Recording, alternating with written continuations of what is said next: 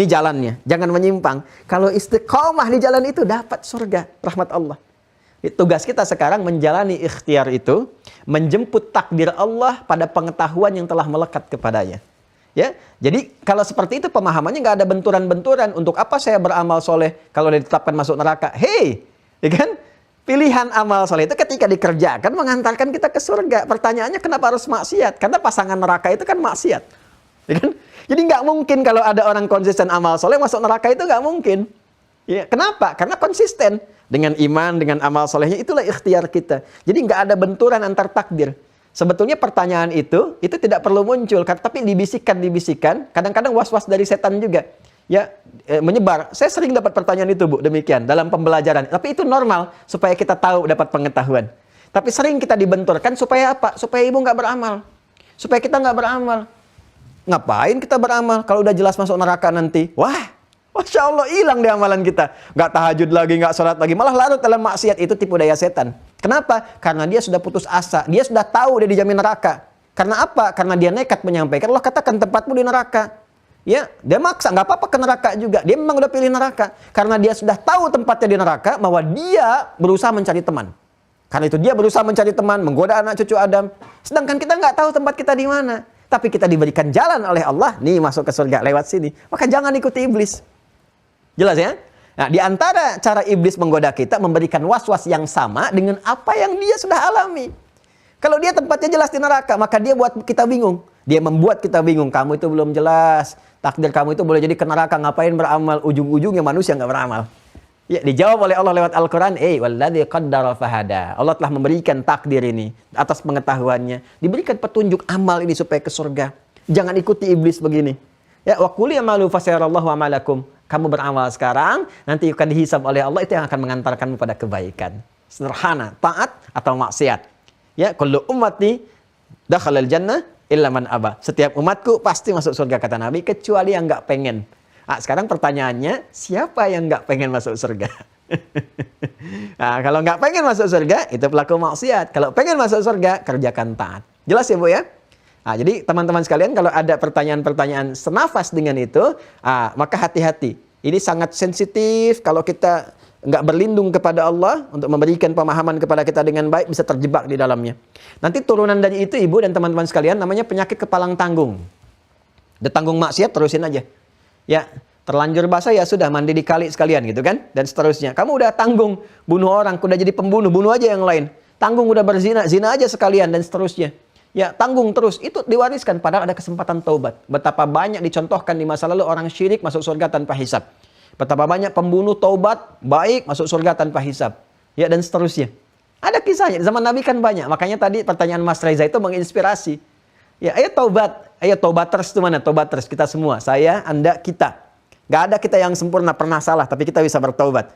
Ya, jadi saya sekarang sedang menyiapkan fikih khusus untuk teman-teman yang sedang ada di LP, ya. Nanti saya akan coba berkoordinasi. Masya Allah, kita semua ingin baik, dan saya nggak ingin beda-bedakan, semua punya peluang saleh semuanya, Masya Allah. Jadi ada fikihnya nanti, ya. Ini loh, yang pembegal itu bukan ini saja, dulu udah ada sekampung begal semua, ini taubat bahkan jadi ahli hadis, ya kan? Ini yang pernah membunuh, ini pernah mabuk, pernah zina, Masya Allah, ada di antara mereka yang bahkan dijamin masuk surga tanpa hisab ketika baik, taubat, hilang semuanya. Itu indahnya.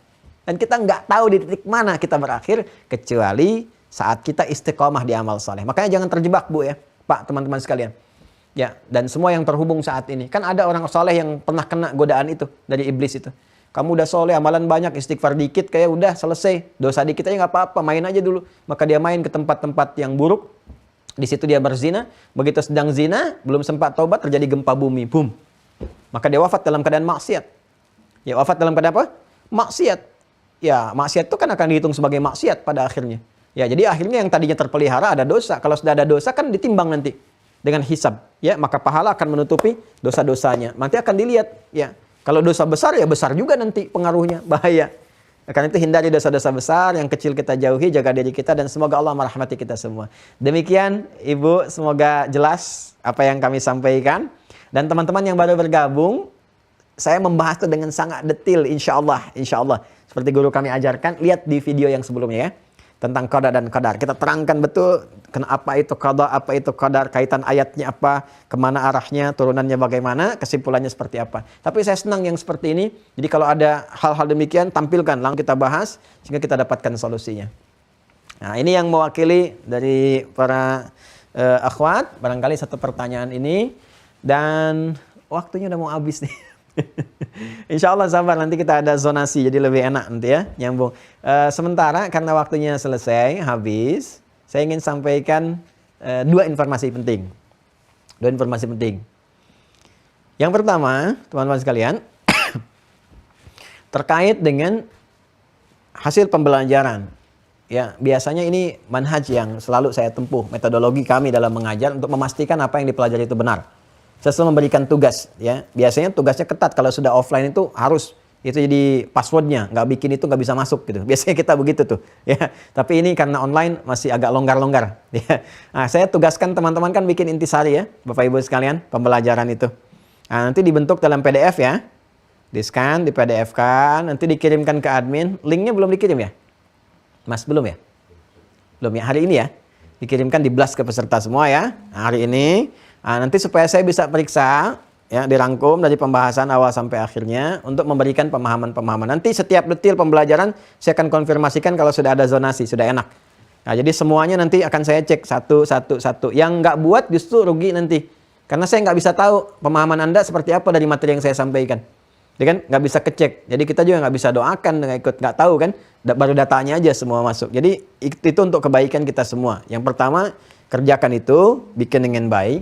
Yang kedua, hal-hal yang sudah disampaikan dan nanti ada perangkat-perangkat pembelajaran yang sudah tersambung ke Mira itu. Anda saat masuk ke Wah Corner kan ada perangkat. Tolong dijaga dengan baik ya. Nanti ada momen-momennya itu dipelajari. Dan nanti juga ada tambahan-tambahan buku-buku untuk pembelajaran sesuai dengan materi-materinya. Ya, nanti di situ ada catatan penuntut ilmu, kan ada scan barcode-nya itu. Nah, di scan barcode itu nanti ada bukan terbatas aku suka saat puasa. Itu nanti bisa dirubah materi terkait dengan pembelajaran khusus yang mungkin dibutuhkan oleh kita. Jadi saya tinggal katakan, lihat halaman sekian, scan itu ada petunjuk di situ. Nah, itu hanya didapatkan nanti yang tersambung di Mira saja nanti. Ya, jadi begitu Anda scan, Anda dapat petunjuk dari situ, ya, lewat tertentu, hal-hal tertentu yang insya Allah bermanfaat. Kemudian, saya tuh mencintai Quran. Ya, jadi saya berharap semua keluarga besar Mira juga itu bisa mengikuti itu, jadi bagian dari keluarga Quran. Ya, karena itu tolong dimanfaatkan betul tuh yang ada 3 itu. Satu yang buku At-Taisir, itu insya Allah saya selalu bermohon pada Allah itu jadi hal yang memudahkan. Tolong dibaca, belajar, ya sambungkan ke STWH supaya dicek. Itu 100 musyrif kita punya dengan izin Allah. Ya, untuk ngebantu teman-teman baca dan sebagainya yang sudah masuk di STWH konsisten di situ. Karena nanti dengan saya pun insya Allah akan berinteraksi. Gitu ya. Dijaga itu, kemudian yang 2-nya untuk murajaah, dipraktekkan. Ya, semampu kita sampai kita wafat, sedikit demi sedikit. Saya tidak menuntut semua harus 30 juz, tidak, tapi kita berusaha, beramal sampai kita wafat. Jaga diri baik-baik dengan Al-Quran, kemudian belajar yang baik, pahami yang baik. Insya Allah kita lanjutkan di pertemuan berikutnya.